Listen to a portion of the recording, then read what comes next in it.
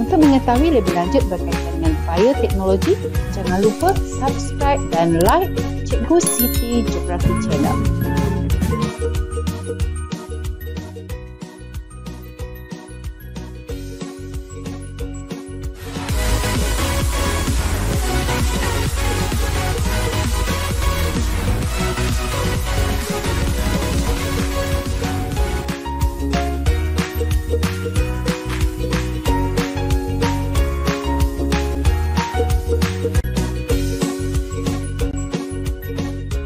Bioteknologi mempunyai dua perkataan iaitu biologi dan teknologi.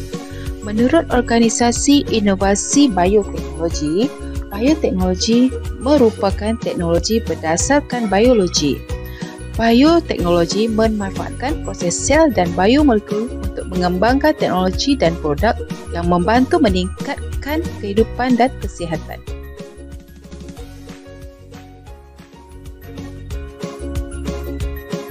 Bioteknologi ini mempunyai dua kategori iaitu bioteknologi tradisional dan bioteknologi moden.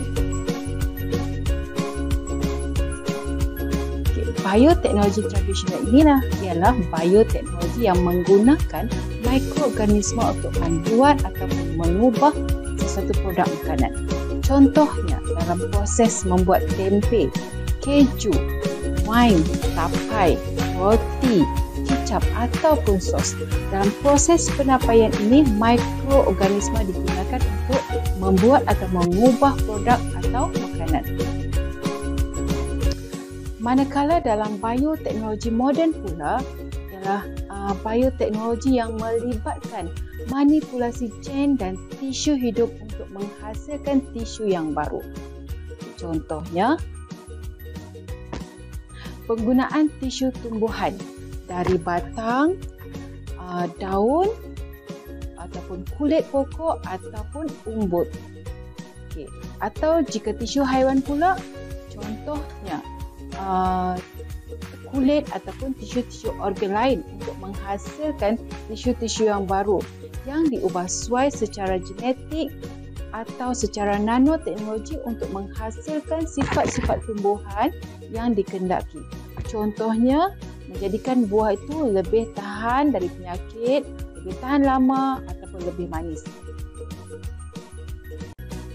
Antara kaedah yang digunakan dalam bioteknologi moden ini ialah seperti kaedah pengklonan dan juga kaedah hybrid atau kacukan.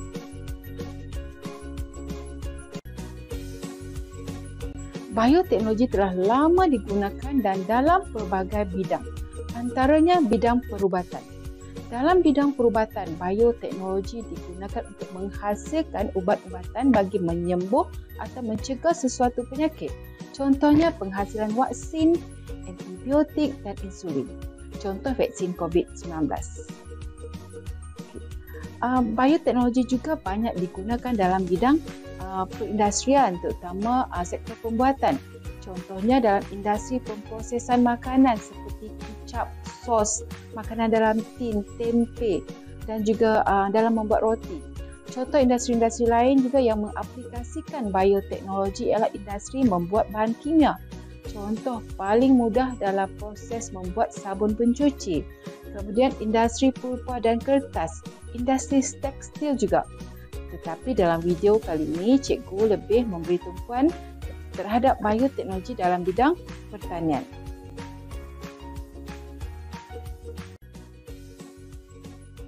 Di Malaysia, ada dasar bioteknologi negara. Dasar ini bertujuan untuk membangunkan bidang teknologi sebagai ejen pertumbuhan ekonomi baru. Oleh itu, di bawah dasar ini ada beberapa teras. Salah satu dalam teras bioteknologi ialah pembangunan bioteknologi pertanian. Kenapa pertanian? Ini kerana antara kekuatan negara kita adalah bidang pertanian. Oleh itu, penempuan bioteknologi dalam bidang pertanian akan dapat membantu dalam meningkatkan hasil dan produk dalam pertanian dan sekaligus dapat meningkatkan pendapatan penduduk dan pendapatan negara. Bioteknologi dalam bidang pertanian digunakan untuk menyelesaikan masalah-masalah dalam pertanian.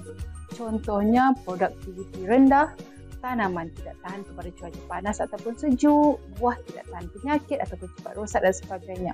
Oleh itu, bioteknologi ini dapat membantu dalam mengatasi masalah-masalah dalam pertanian.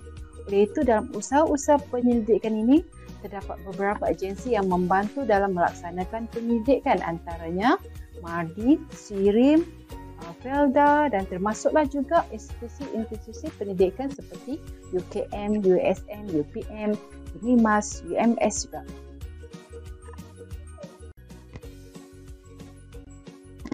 Dalam bioteknologi pertanian, terdapat beberapa kaedah yang digunakan. Antaranya kaedah pengklonan dan hybrid. Apa itu kaedah pengklonan? Kaedah pengklonan ini dijalankan dengan menggunakan kultur tisu dari tumbuhan. Tisu-tisu diambil dari mana-mana bahagian tumbuhan seperti batang, daun, umbut atau buah untuk dikulturkan, bergantung pada apa jenis tanaman. Teknik ini dilakukan secara in vitro, iaitu di luar tumbuhan itu, iaitu dilakukan dalam balang kaca atau tabung uji. Dalam proses pengklonan ini, pokok yang diklon akan mewarisi dari induk pokok. Sebab tu, tisu yang dipilih adalah dari pokok yang baik. Di Malaysia, pelbagai benih telah dihasilkan melalui kaedah ini, antaranya kelapa sawit, padi, getah, pisang, nenas, tomato. Dan ada yang lain-lain lagi. Contohnya, sebuah syarikat di Malaysia telah melaksanakan R&D bagi menghasilkan kultur tisu kelapa sawit. Klon kelapa sawit ini dihasilkan dari umbut kelapa sawit.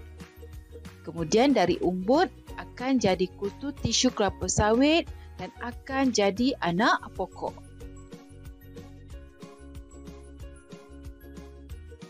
Penghasilan anak pokok dari kultur tisu ini boleh menghasilkan anak pokok dalam kuantiti yang banyak dan tidak memerlukan tanah.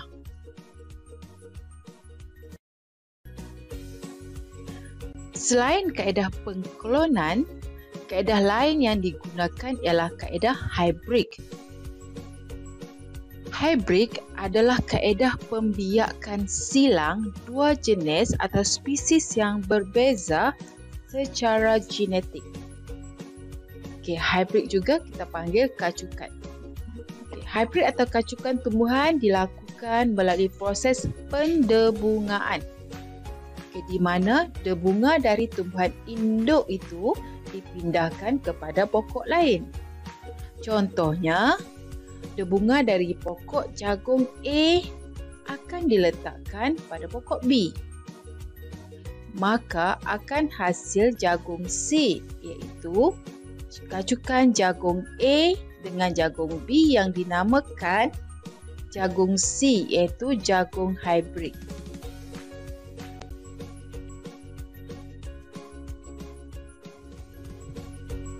Dalam bidang pertanian, R&D dijalankan untuk menghasilkan benih dari kedua-dua kaedah ini, iaitu pengklonan dan hybrid. Contohnya, anak pokok kelapa sawit terhasil melalui kultur tisu kelapa sawit. Kultur tisu ini akan jadi anak pokok. Anak-anak pokok kelapa sawit ini akan ditanam dan kira-kira 3 tahun anak-anak pokok ini akan matang dan bersedia untuk menjalani proses hybrid ataupun kacukan melalui pendebungaan yang terkawal. 6 bulan seterusnya, pokok kelapa sawit sedia untuk dituai dan buah-buah kelapa sawit yang terhasil dari benih ini telah menghasilkan minyak yang lebih banyak dan buah yang tahan penyakit.